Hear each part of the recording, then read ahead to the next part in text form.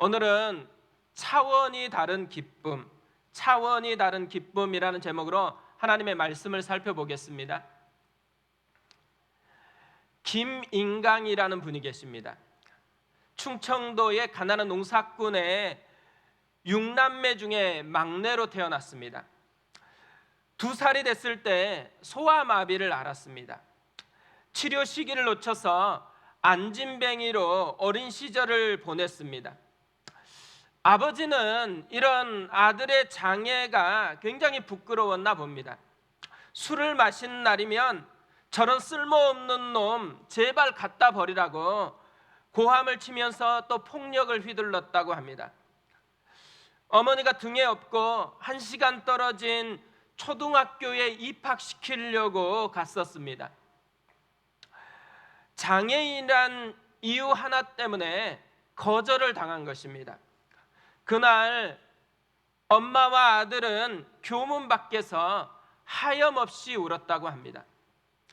집으로 오는 길에 어머니는 아들의 꽁꽁 언 발을 만지면서 아가야 춥지? 이렇게 따뜻하게 물으셨다고 합니다. 이 어머니의 한마디가 아들이 절망 속에서 포기하지 않는 희망의 끈이 되었다고 그렇게 이야기를 합니다. 혼자 힘으로는 설 수도 없었기 때문에 기어 다녀야만 했는데요, 비료 포대 위에 엎드려서 한 손으로 땅을 짚고 다른 한 손으로 포대를 잡아 끌었다고 합니다. 사람들이 이런 글을 보면서 나중에 크면 거지가 될 것이라고 혀를 찼다고 합니다. 하지만 하나님의 계획은 완전히 달랐습니다. 11살이 되었을 때 집을 떠나서 재활원에 들어가서 목발을 짚고 홀로 서는 법을 배웠습니다. 서울대학교 수학과를 졸업을 했고 버클리대에서 박사 학위를 받았습니다. 그리고 이후에 서울대와 카이스트의 교수를 거쳐서 현재 고등과학원의 교수로 그렇게 지내고 있습니다. 2007년에는 40세 이하의 과학자에게 주는 젊은 과학자상을 받기도 했습니다. 주위에서 온갖 냉대, 온갖 차별적인 시선을 받고 자라났던 그였습니다. 이런 인생에 어울리는 말이 어떤 말이 있을까요? 이런 인생을 보면 상처, 원망, 불평, 분노 이런 게 떠오르지 않아요? 놀랍게도요, 이분은 자신의 인생을 정리한 말이 기쁨이었습니다. 자신의 인생을 정리한 자전 에세이를 냈는데 제목이 기쁨 공식입니다. 어떻게 이런 상황 속에 살아왔는데 기쁨을 이야기할 수가 있을까요? 일반적인 차원의 기쁨이 아니라 새로운 차원의 기쁨을 만났기 때문이라고 생각합니다. 두 종류의 기쁨이 있는 거죠. 일반적인 차원의 기쁨이 있고 새로운 차원의 기쁨이 있습니다. 일반적인 차원의 기쁨은 조건이 될 때에 기뻐하는 거죠. 그래서의 기쁨이에요. 뭐뭐 때문에 기쁜 거예요. 추석이 되면서요, 맘카페라는 게 있더라고요. 이 맘카페에서 주고받은 대화가 뉴스에 나왔습니다. 작년 명절에는 코로나 때문에 시댁을 가지 않아도 되었답니다. 그래서 기뻤대요.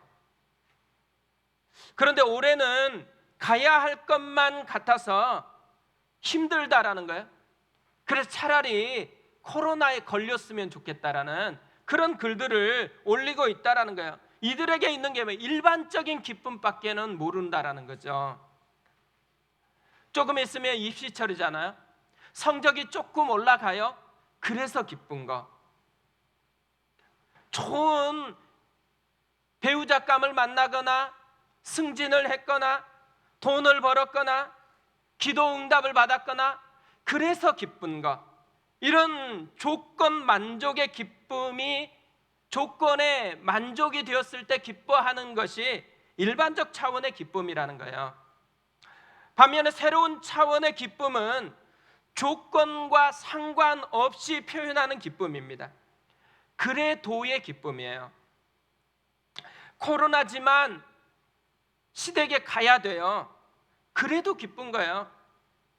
기도해도 응답이 하나도 없어요. 그래도 기쁜 거예요.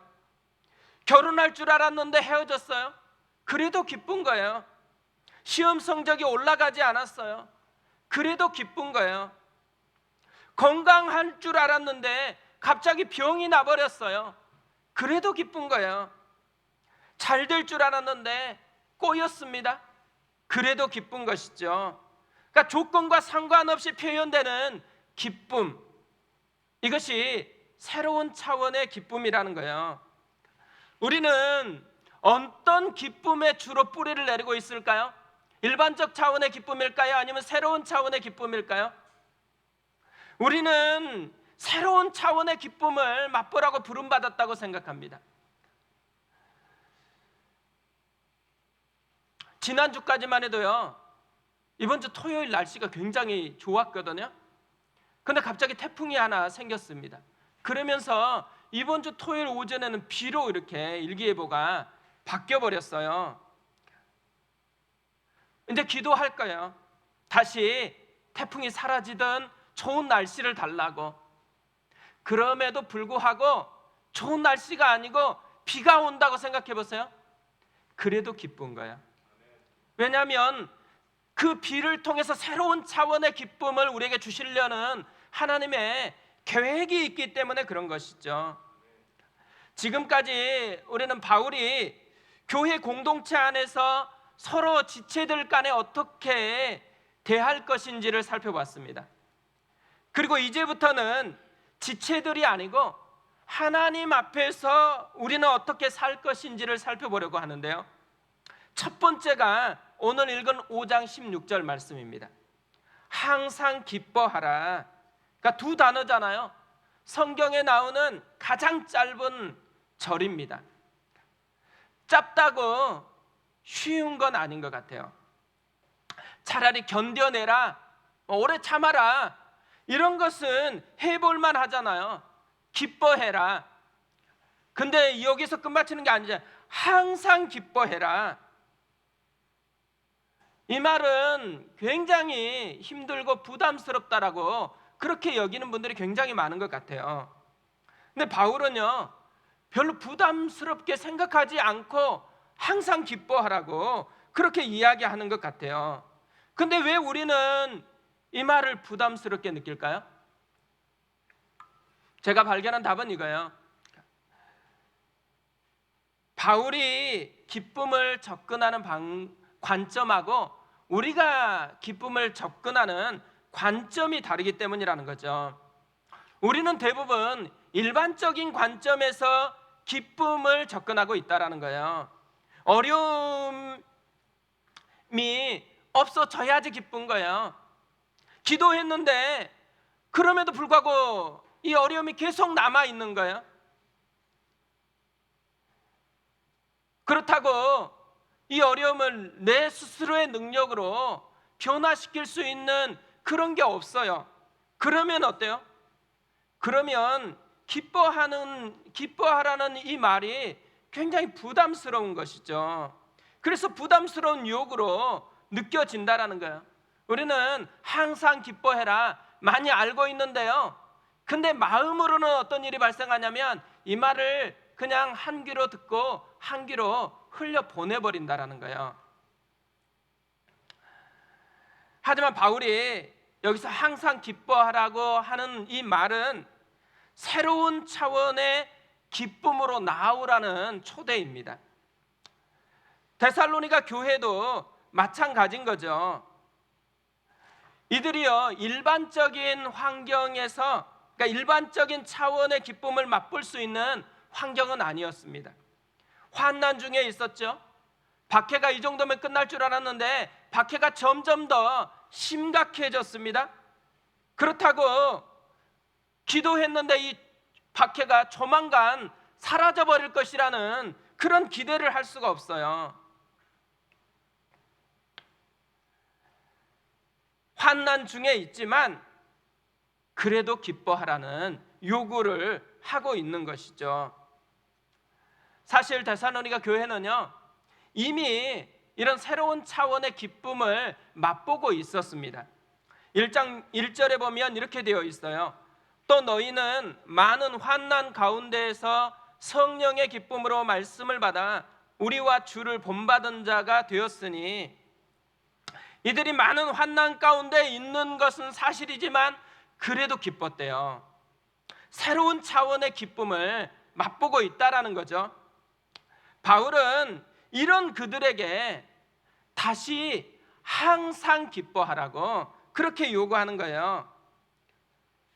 이런 새로운 차원의 기쁨은 한 번 맛보는 것으로 끝마칠 게 아니고 매일매일 계속해서 맛보아야 될 거라는 거죠. 그래서 권유하는 게 아니에요. 명령을 합니다. 선택 과목이 아니고 필수 과목이라는 거잖아요. 그냥 흘려보내면 안 된다라는 것을 알려주는 것이죠. 항상 기뻐하라. 이것이 우리 사건이 되어야 한다라는 거예요. 새로운 차원의 기쁨을 맛보는 것이 우리의 사건이 되어야 한다라는 거죠. 충분히 그럴 만한 도전을 할 수 있는 능력이 우리에게 있다라는 거예요. 충분히 도전할 이유가 이미 우리에게는 존재한다라는 것을 전제하고 있는 거죠. 데살로니가 전서를 전체적으로 보면요, 바울이 이렇게 도전할 이유가 무엇인지를 우리에게 알려주고 있습니다. 오늘은 그걸 좀 살펴보려고 하는데요, 우리가 새로운 차원의 기쁨에 도전할 이유가 뭐냐면 복음에 진짜 능력이 있기 때문이라는 거예요. 데살로니가 교회가 기뻐하는 것은 기적 때문이 아니에요. 복음 때문입니다. 이들은 환난 중에서 남들이 맛보지 못한 새로운 기적을 경험한 게 아니에요. 기도하니까 갑자기 오던 환난이 박해가 안개처럼 사라져버린 게 아니에요. 기도해도 여전히 환난 가운데 있었어요. 그럼에도 불구하고 이들은 좌절하거나 낙심하거나 원망하지 않고 오히려 기뻐했다라는 거죠.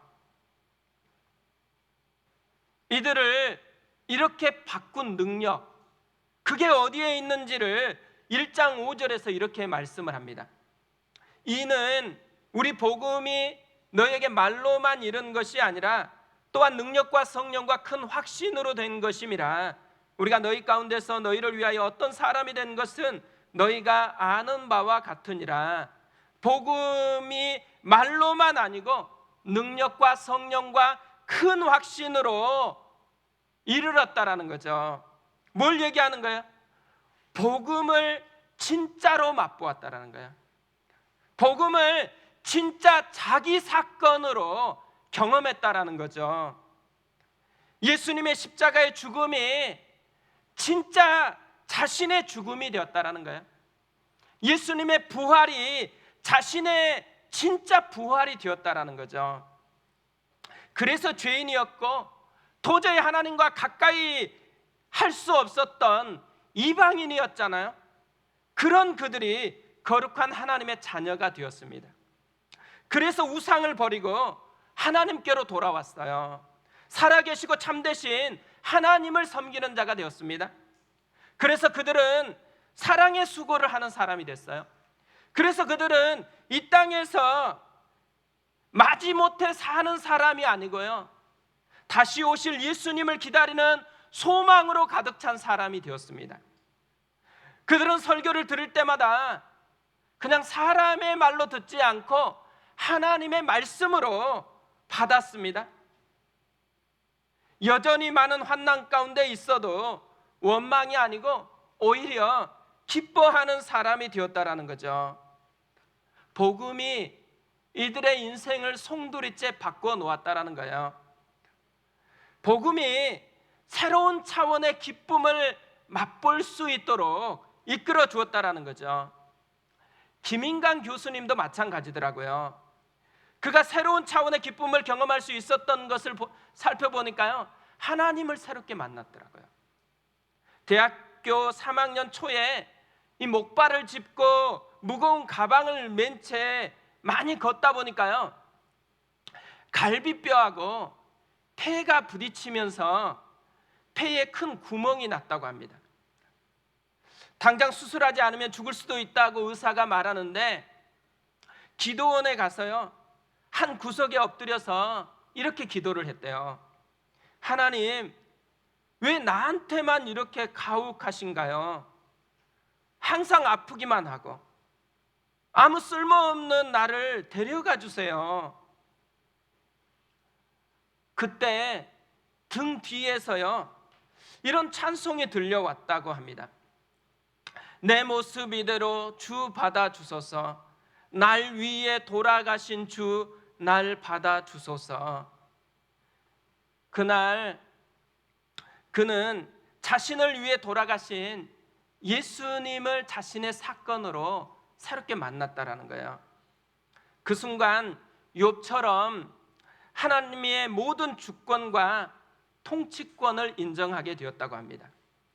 자신의 장애가요, 망해라고 준 게 아니고 연약한 자들에게 희망을 주기 위해서 특별히 허락한 하나님의 뜻이라는 것을 깨달았대요.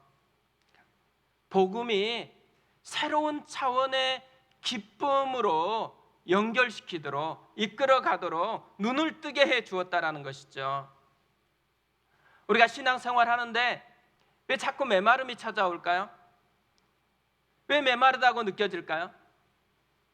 뭘 열심히 안 해서가 아니고요, 복음에서 멀어졌기 때문이라는 거예요. 복음을 많이 듣는데도 왜 그럴까요? 복음을 많이 듣기는 듣는데 그 복음 안에 담겨있는 거저 주시는 은혜, 우리를 사랑하시는 예수의 이 사랑에 대해서는 맛보지 못한 채로 살아가기 때문에 그런 일이 발생한다는 거죠. 새로운 차원의 기쁨을 회복하기 위해서는요, 뭘 열심히 하려고 애쓰는 것이 필요한 게 아니라는 거예요. 다시 복음 앞에 서는 것, 복음을 통해 다시 은혜 앞에 깊이 잠기는 것이 필요하다라는 거죠. 영적인 메마름의 위기를 극복했던 고든 맥도날드라는 분이 계세요.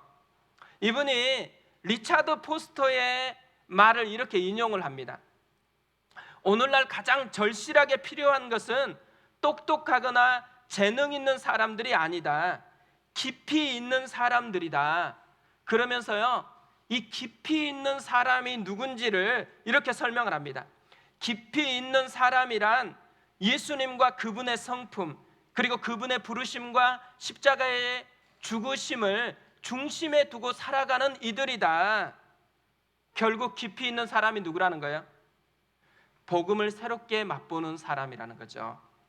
복음을 자신의 사건으로 맛보는 사람, 그 복음으로 사는 사람이라는 거예요. 우리 교회에서 나눠드린 달력이 있어요. 달력 8호로에 보면 그림하고 글이 있습니다. 어떤 그림하고 글이 있는지 아세요? 풍랑이는 바다 위를 걸어오시는 예수님의 그림이 있어요. 그리고 그곳에 한가운데 이런 글이 쓰여져 있습니다. 폭풍과 넘실거리는 바다에 시선을 두지 말고, 곧 파손될 것 같은 뱃머리에 시선을 두지 말고 나를 향해 걸어오시는 예수를 바라보라. Focus on Jesus. 예수에게 초점을 맞추라는 것이죠. 상황이 아니고 복음을 경험하라는 것입니다. 새로운 차원의 기쁨을 그러면 맛보게 되어질 거라는 거죠. 이게 우리의 사건이 되었으면 좋겠습니다. 또 하나요, 새로운 차원의 기쁨에 도전할 이유가 있다면 이미 우리에 앞서 새로운 차원의 기쁨을 맛본 사람들을 보기 때문에 그렇습니다. 새로운 길을 걷기는 어려워요. 하지만 앞선 사람의 발자국을 따라가는 것은 쉽습니다. 데살로니가 교회에는 이미 한 발자국 앞서서 새로운 차원의 기쁨을 맛보면서 걸어갔던 사람이 있어요. 사도 바울입니다. 바울은 빌립보를 거쳐서 데살로니가로 왔어요. 빌립보에서 바울이 경험한 사건이 뭘까요? 그때 상황을 2장 2절에서 이렇게 말씀을 합니다. 너희가 아는 바와 같이 우리가 먼저 빌립보에서 고난과 능욕을 당하였으나 우리 하나님을 힘입어 많은 싸움 중에 하나님의 복음을 너희에게 전하였노라. 복음을 전하는 것 때문에 옷이 찢기고 매를 맞고 감옥에 갇혔습니다. 그런데도요, 바울은 그날 원망함으로 밤을 지새운 게 아니고 찬양하고 기도를 했습니다. 그러자 옥문이 열렸어요. 더 놀라운 것은 그런데도 도망가지 않았습니다. 왜 그랬을까요? 바울에게는 이미 감옥 안에 있는 것이나 감옥 밖에 있는 것이 별로 상관이 없었다라는 거죠. 어디에 있느냐가 별로 중요하지 않았습니다. 왜냐하면 바울은 이미 상황에 갇힌 사람이 아니라는 거예요. 상황보다 더 큰 것을 소유한 사람이라는 거죠. 바울이 소유한 것은 무엇이었을까요? 어느 곳에서나 함께 하시는 하나님을 경험했다라는 거죠. 바울은 자기가 대단하다라는 걸 얘기하는 게 아니에요. 자기는 우리와 똑같은 사람인데 바울 자신 안에 역사하시는 하나님은 크고 위대하다라는 것이죠. 이미 바울 안에는요, 이런 하나님이 주시는 새로운 차원의 기쁨으로 가득 차 있었다라는 거예요. 그래서 바울은 자신을 근심하는 자 같으나 항상 기뻐하는 자라고 그렇게 소개를 합니다. 이런 바울이요, 데살로니가 교회에서 복음을 전하면서 이 모습을 그대로 보여준 것이죠. 그래서 바울이 남긴 발자국을 1장 6절에서 이렇게 이야기를 해요. 또 너희는 많은 환난 가운데서 성령의 기쁨으로 말씀을 받아 우리와 주를 본받은 자 되었으니, 자기가 얼마나 대단하냐 이걸 얘기하는 게 아니잖아요. 많은 환난 가운데에서도 새로운 차원의 기쁨을 주시는 분이 계시다라는 거예요. 그분이 성령님이시다라는 거죠. 그래서 성령의 기쁨, 성령이 주시는 기쁨을 너희가 맛보았다라고 그렇게 이야기를 하는 것입니다. 세상에는 두 종류의 그리스도인이 있다고 합니다. 성령 충만한 그리스도인하고 세상적인 그리스도인입니다. 성령 충만한 그리스도인은요, 새로운 차원의 기쁨을 맛보는 사람들이에요. 예수님 중심으로 생활을 하고 말씀을 깨닫는 기쁨을 누리고 응답받는 기도 생활을 하고 다른 사람에게 이 기쁨을 전하는 사람이 되어지는 거죠. 그래서 많은 성령의 열매를 맺는다 그래요. 반면에요, 세상적인 그리스도인은 새로운 차원의 기쁨을 누리지를 못해요. 하나님의 사랑, 죄 용서 같은 영적인 자원에 대해서 무지해요. 맛보지를 못하고 있다는 거죠. 그래서 기복이 심한 신앙생활을 하는 것입니다. 성령의 능력과는 전혀 상관없이 자기 힘으로만 살아요. 가슴에 불이 없는 거예요. 그러니까 성경을 봐도 열정이 없어요. 기도를 해도 게을리하면서 응답에 대한 기대감이 없어요. 예배를 드려도 마찬가지죠. 오늘 이 순간에 하나님이 내 인생을 바꿀 거라고 생각하는 그런 믿음이 작동하지 않는 사람이라는 거죠. 근데 이 둘의 결정적인 차이가 어디에 있을까요?